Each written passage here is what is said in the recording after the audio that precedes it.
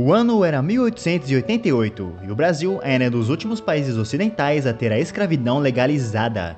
Estávamos mais atrasados até mesmo do que Cuba, que aboliu a escravidão em 1886. E se você pensa que os ingleses foram os primeiros a pedir ou lutar pela abolição, você está errado.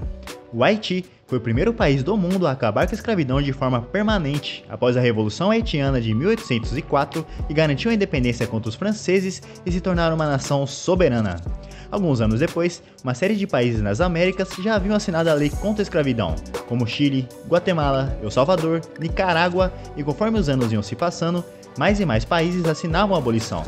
O Brasil, no entanto, foi o último país das Américas a abolir a escravidão. Haviam dois motivos principais para o Brasil ser relutante ao fim da escravidão: a rentabilidade do trabalho escravo.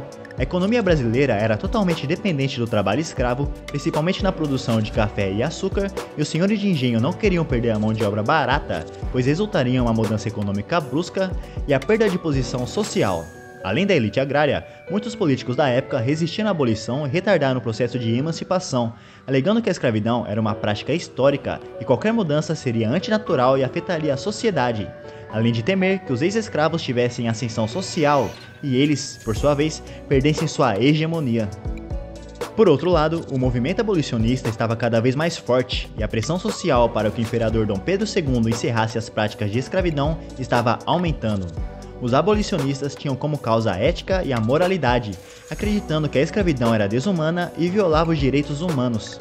A igreja também participava ativamente contra a escravidão, alegando que isso era totalmente contra os ensinamentos de Cristo sobre amor e igualdade. Além disso, houve uma pressão internacional de países como a Inglaterra e os Estados Unidos para o fim da escravidão no Brasil, por motivos humanitários também, é verdade, mas principalmente por motivos econômicos. Eles defendiam a ideia de que o trabalhador livre, recebendo salário, faria o dinheiro circular com maior eficiência, aumentando o consumo e a produtividade a nível global.